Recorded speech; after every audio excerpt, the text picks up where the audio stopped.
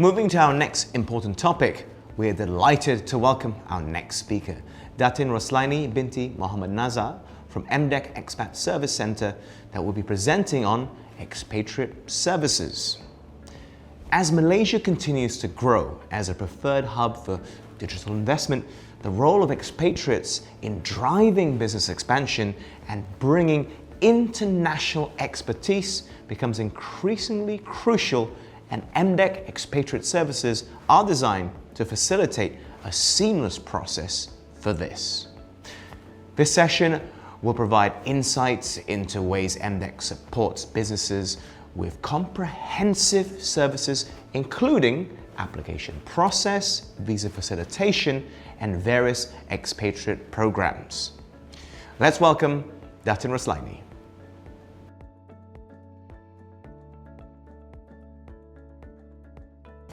Assalamualaikum.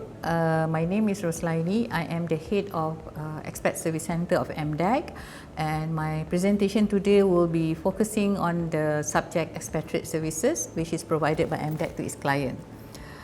A bit of a background of Expat Service Centre.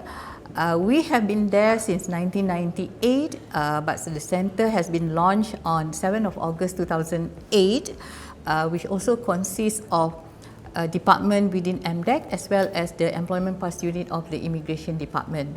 So basically, the centre is to provide services to facilitate foreign knowledge workers application for MD and also non-MD companies in the ICT industry, operating in Malaysia with the objective to be a one-stop agency, and we hope to provide a quality service to our client. Our office is currently in Cyberjaya. That's the main office, and we have one in Penang, which is to cater for our Penang clients. Alright, some background of expatriate services that we have been doing. We were first mandated by the government in 1997, which is to accept, we need to review and also to approve employment pass application for foreign knowledge workers, in short is FKW. And this is basically to deliver the mandate Bill of Guarantee number 2, which is to allow employment of local and foreign knowledge workers. Due to the success of us delivering these services, in 2011, Ministry of Home Affairs has mandated us to also help to basically approve application from non-MD companies, whereby we are required to actually also do the same thing, where we need to accept, review and also approve employment pass application. Subsequent to that, in 2017, we came up with a program called Malaysia Tech Entrepreneur, and again Ministry of Home Affairs has mandated MDEC to also do the same thing, which is to process, review and recommend all application that we receive for Malaysia Tech Entrepreneur Program. And last but not least, finally in 2022, again we were mandated to process, review and also recommend application for the Dirantau Nomad program. So basically we have three main products, which is the FKW, MTAP as well as Dirantau Nomad. Alright, so what are the passes and services facilitated by the centre? It's divided into two. One is via companies and another one is for individual. So for companies, we have employment pass, we have dependent pass, we have social visit pass, transfer of endorsement as well as cancellation of passes. For individual, what it means is the application will be coming directly from individual instead from companies. That would be for MTAP, there will be resident pass, dependent pass and as well as professional visit pass. Dirantau Nomad is also an application that is coming from individual, and for that we have professional visit pass and also social visit pass. I will talk more about these passes and the program later. So what are the type of passes that is available that we process here in MDEC? So the employment pass is divided into three categories, which is employment pass 1, 2 and 3, and the category is defined by salary for the category to be decided. The duration is actually from 12 months and above, and it's also depending on the salary. So if anyone would require, for example, 5 years, we will have to actually do checking on the company's background as well as the salary that is being offered. As for resident pass for MTAP, this is only issued to established entrepreneur and meant for founder and co-founder with more than 2 years of track record, and as well as the duration is up to 5 years and renewable, right? Renewable for another 5 years, that means maximum of 10 years. For professional visit pass, is divided into 2 programs. MTAP is only issued to new entrepreneur category. It's also for founder and co-founder. Even if no track record is acceptable, and duration is 1 year, and of course it's renewable for another 1 year. Dirantau for digital freelancer or remote worker in the IT domain, and duration is from 3 months to 12 months maximum, and it's also renewable for another 1 year. Dependent pass is only issued to immediate family members such as spouse, child, and of course the legal adopted child of the main applicant, and duration will be the same as the main applicant. Social visit pass is only for parents, parents-in-law, common law spouse, and stepchild to the main applicant. Duration is again 12 months and renewable up to which is following the EP pass expiry date. Okay, next. All right. So why is it that we are facilitating the expatriate services for our companies? Basically, the grant of the Malaysia Digital Status actually give access to a set of privileges and right from the government, and it's called Bill of Guarantees. So for this purpose, it is related to Bill of Guarantee number 2, which is to allow employment of local and foreign knowledge workers. And of course, the objective is to realize the vision of Malaysia to be a major global ICT hub. Hence the reason why we are doing this in MDEC. Right. So what is the definition of foreign knowledge workers? Number 1, it has to be someone with a degree, and it can be in any field, not necessarily related to ICT. However, if it's a diploma holder, it has to be in multimedia or ICT, and it has to come with 2 years of working experience. And if you are without any paper qualification, then we need someone that held a professional executive management or technical work position in information technology. However, special exemption is given for foreign workers with knowledge-based skills that are not prevalent in Malaysia but required by MD status companies. A very good example of this is where language is required. The skills in language is required. For example, they may need someone who's able to speak Tagalog, Korean, Japanese, even Arabic. So hence for that purpose, exemption will be given from the definition, from whatever definition that I have read earlier.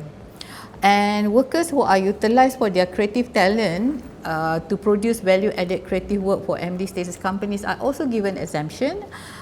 This is mainly for creative companies. If I would say it's meant for them, actually, this one. Alright, okay. Let's go through the application guideline. So basically, there are 4 main areas that you need to focus on. It will start with registration. Basically, registration will talk about submission, assessment, and acceptance by the company. It will be automatic for MD companies, and of course, it will require about 7 working days for the new registration to happen. For ICT company, but for MD company, it's almost an automatic. After you have gone through the registration process, you will need to go through the headcount request process.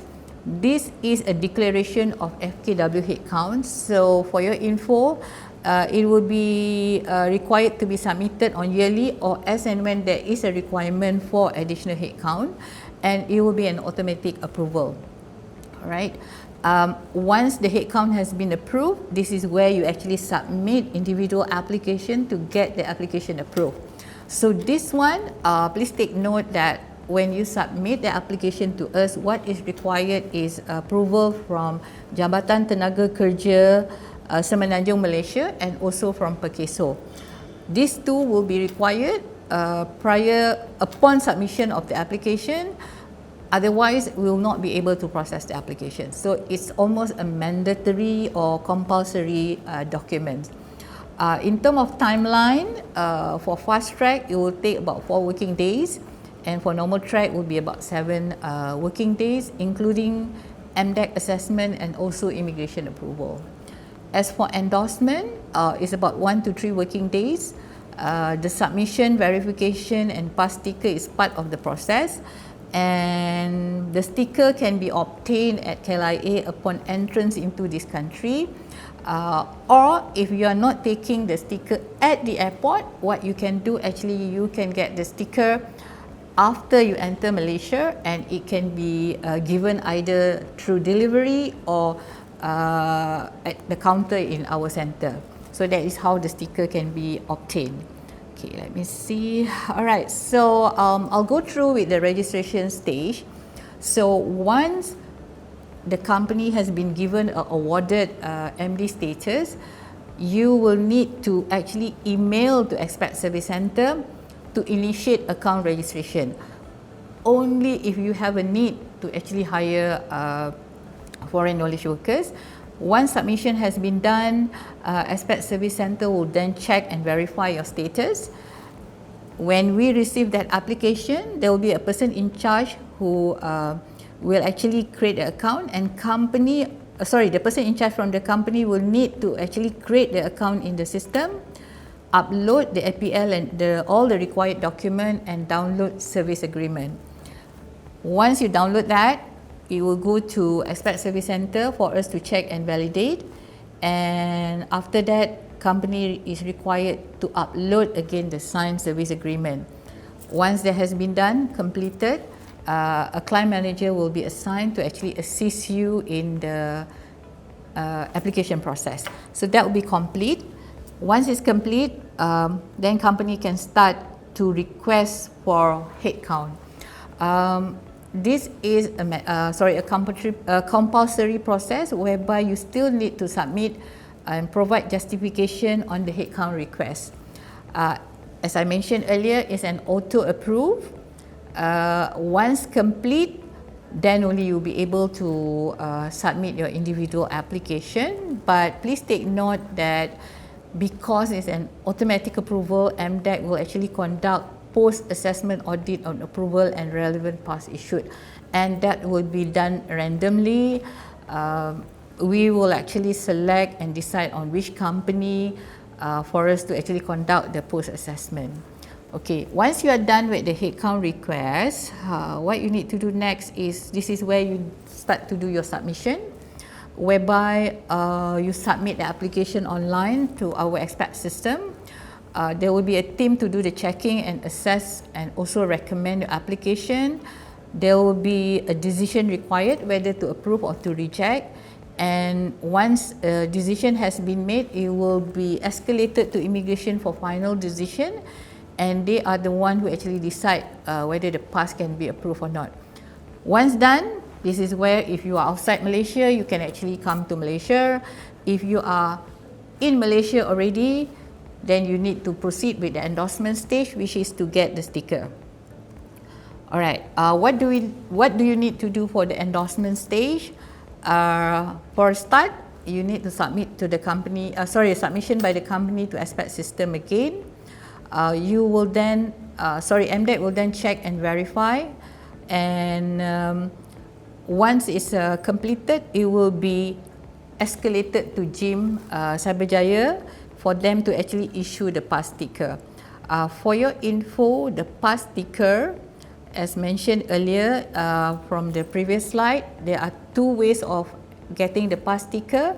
The first one is whereby the pass sticker will be printed in Expat Service Centre, and there are 2 ways of getting the sticker. Either you request for the sticker to be delivered to the company, or your company representative will be able to come to our centre, go to the counter and collect the sticker. Or another option is, which is much faster, that you put up a request whereby when you entered at the airport, you can actually collect the sticker at the airport itself. So that will be another options of getting the sticker. Once you are done with the endorsement stage, that means you can actually start working and have the whole process. You got the whole process being completed already. So this is the fee structure whereby for each application the cost would be 2160 for MD companies and 3,024 ringgit for non-MD company, which is already inclusive of the 8% service tax. Dependent pass is 540, same goes for social visit pass, and any amendment of approval letter is 108. For immigration fee, the charges vary across countries, so this we can advise you accordingly upon your submissions. The next product that we have, which is Malaysia Tech Entrepreneur Program, in short we call it MTEP. Alright, MTEP, this is a program that helps you to enter Malaysia, and the working pass is designed mainly for tech entrepreneurs. So for this, we offer a 1-year pass for new entrepreneur and a 5-year pass for established entrepreneur or investors, along with the dependents.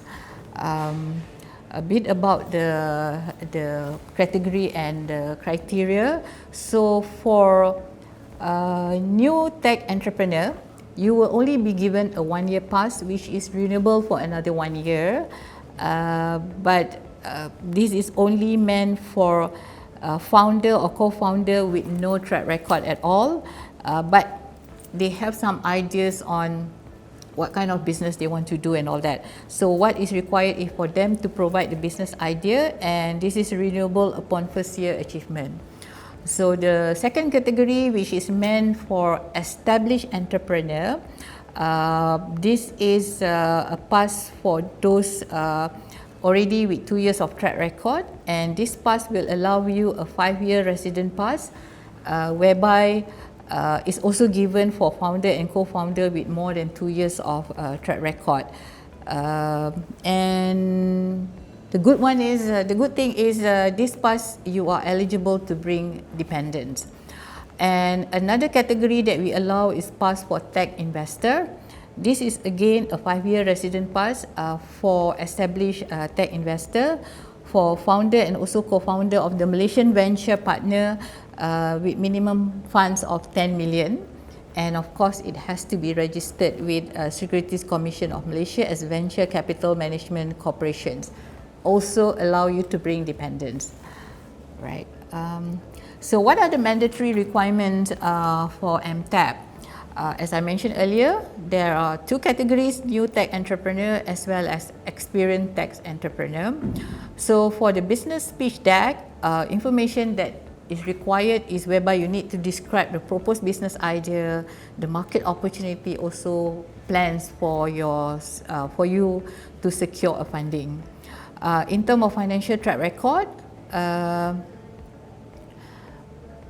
both will require a 3-month personal bank statement with minimum amount of 50,000 and not limited to Malaysian bank. But for experienced tech entrepreneur, proof of business performance for the last 2 years will be required. Local sponsor for new tech entrepreneur, personal bond is a requirement, whereby it has to be signed by Malaysia Digital Hub or MTEP recognized partner, and letter of offer or tenancy agreement from Malaysia Digital Hub or MTEP recognized partner. As for experienced tech entrepreneur, what is required is only the declaration form to be signed by Malaysian individual above 21 years old. Last but not least, what we require is certificate of good conduct. What is this? It's basically a document issued from the embassy or enforcement agency that state of no criminal record of an applicant in their residing country. Right. So application guideline for MTEP, all you need to do is go to the system, register yourself, make payment and do the submission, and of course we will do the acceptance on our side. The process required to process this application will take about 4 weeks, and the reason why it's 4 weeks is because the committee only meet once a week. It convene only once in every 1 month, sorry, and that will of course involve the verification, the due diligence process, and of course the decision by the approval panel up to the issuance of approval or reject letter. Endorsement is normally very fast. It's only 1 to 2 working days. Once you enter Malaysia, you can come to our center and submit your passport for the endorsement. Submission to immigration and sticker issuance all will take within 1 to 2 working days. So once you get the sticker, that's it. You're done. You have the pass and you can actually continue to stay in Malaysia. So what is the fee structure? As shown here, the figure is for new tech entrepreneur, which is only for 1 year, is 2,160. For experienced tech entrepreneur is 4,860. Dependent is about 2,160, and other dependent processing fee is about 1,080. Immigration pass fee is 360 for new tech entrepreneur and 500 for experienced tech entrepreneur. As for the visa charges, it varies across countries. Right, so I think I'll go next to the third program, which is Malaysia Digital Nomad Program. Alright, this program is aimed at establishing Malaysia as the preferred digital hub, digital nomad hub in ASEAN, and it will actually benefit both local and foreign nomad via the creation of vibrant ecosystem that supports digital nomad. And actually a lot of application is coming in nowadays. Looks like the digital nomad is the way that is the latest lifestyle of most of the digital talents. Alright, what are the criteria requirement? Basically, we have 2 types of digital nomad. The first one is digital freelancer or independent contractor, and the second one is remote worker. Remote worker is an employee of a company but not required to physically be in the office. What it means is, for example, you probably is working for a company in Singapore, but you can be in Malaysia to perform your job. Of course, that will be subject to approval from your employer. Domain of profession for tech talent is IT will be all type of professions. For example, software development, UX, UI, cloud, cybersecurity, blockchain, and etc. And the good thing is recently the government has also approved for non-tech talent to be considered for our digital nomad program.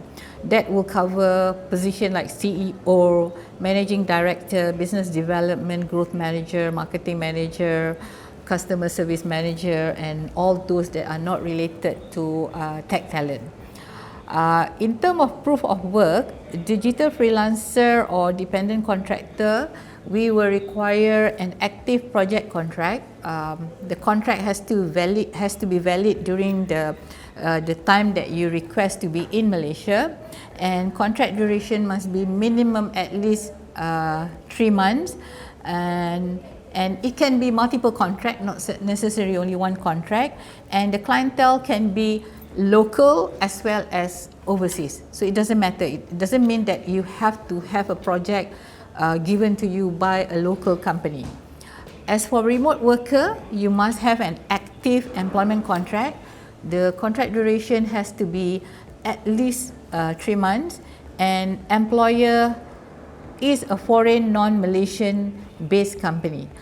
If the employer is Malaysian, then this is where you need to apply for employment pass. This pass will not be suitable or will not be the right pass for you to apply.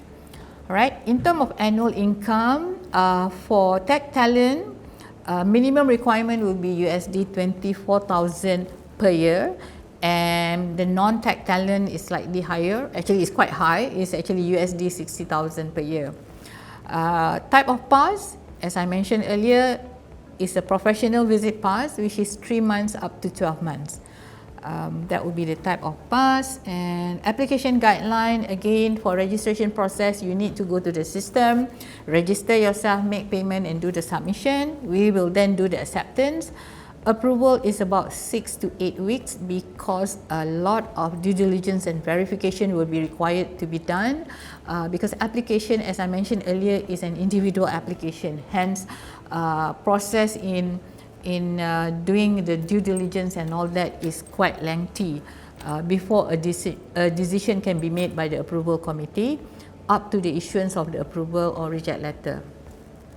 As for endorsement, once you have entered Malaysia with the approval letter, this one will take about 1 week is the minimum, the maximum. Again, is about 2 to 3 working days upon submission of your passport at our center or counter at the immigration at our center. Right. The fee structure, it will be 1,080 ringgit per application. For dependent will be 540. Immigration pass fee is about 90 ringgit for every 3 months and 300 ringgit for 1 year. And the multiple entry visa charges, again, as mentioned earlier, is going to be varies across countries. That actually will be determined later, and normally our team Expat Service Centre will advise you accordingly what would be the right charges for your visa. Okay, I'm already at the end of my presentation. Thank you very much for listening. Thank you, Datin Roslaini, for sharing with us how to utilize and take full advantage of these new processes in getting our foreign knowledge workers settled down. If there are any questions, kindly use the QR code to send in your inquiry.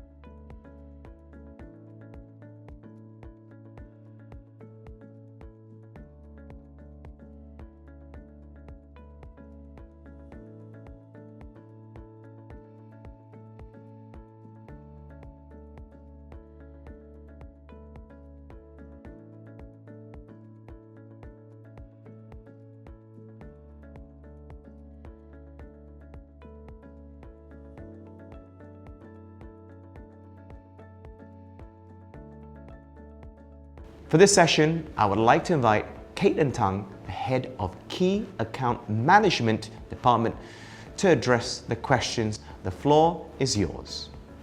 Thank you, Adam. Okay, let's proceed to question number 1. Can you briefly explain the process flow for existing foreign knowledge worker that is already working in Malaysia? So technically, there are 2 scenarios for the foreign knowledge worker approval process that are already working in Malaysia. So the first scenario is that the employment with the same company, which you can refer to as a renewal application. And scenario 2 is the employment with a different company, or there is a change of employer. So what do you need to do is to declare the foreign knowledge worker headcount. If the company has not done so, then the company needs to submit the application via the expat system and make the necessary payment. So MDEC will then review the application, and once that is completed, the approval will be given by MDEC and the Immigration of Malaysia. So as for the change of employer, cancellation of the current pass and release letter by the current employer is required. If the release letter could not be provided by the current employer, the applicant must exit Malaysia. Okay, so for question 2, if company has an international branch and one of the employee needs to be placed in the Malaysian branch for a specific period, say 6 months, for a project deployment, please advise which pass is more suitable. So the employee may apply for a professional visit pass or PVP directly at Jabatan Immigration Malaysia. However, if the Malaysian company can provide the employment contract, the employee may apply for employment pass. For question 3, the expat is currently working for another Malaysia digital company and will be moving to our company. During this transition, he will be travelling outside of Malaysia, and his employment pass is estimated to be approved before he returns to Malaysia. Where can he pick up his sticker? So for this question, the applicant has 2 options to pick up his employment pass sticker. So he can either pick up upon arrival in Malaysia after the visa issuance. So he can pick it up in the Expatriate Satellite Centre ESC KLIA 1 or the Expat Service Centre in Cyberjaya. Okay, for question 4, our company are in the midst of applying for foreign knowledge worker. Can you explain what is the difference between a reference visa and employment pass? So for your information, reference visa is a visa issued by the Malaysian Representative Office abroad to non-citizens for entering purposes. So this visa is an official document that allows the bearer to legally enter Malaysia. And as for employment pass, this pass allows the foreign knowledge worker to legally work in Malaysia. Okay, let's proceed to the 5th question. Regarding auto-approved FKW projection, since there will be no documentation to be uploaded, what is the risk factor to the company, if any? So there is no specific risk factor for the company as long as the company can justify the headcount if any further information is requested by MDEC. But however, in accordance with the terms stated in the condition of grant awarded upon receiving Malaysia Digital's approval, MDEC holds the authority to take action against companies that have provided any false, misleading, or inaccurate statement, refuse, withhold, or reject any applicants for the expatriate-related passes, including but not limited to incomplete applications submitted by the company, or withdraw, cancel, or revoke any expatriate-related passes which was initially approved. Okay, thank you. That's it. Back to you, Adam. Thank you very much, Caitlin. Your questions, of course, are greatly appreciated, but given our time limitations, kindly note that we will address any outstanding questions via email. Thank you.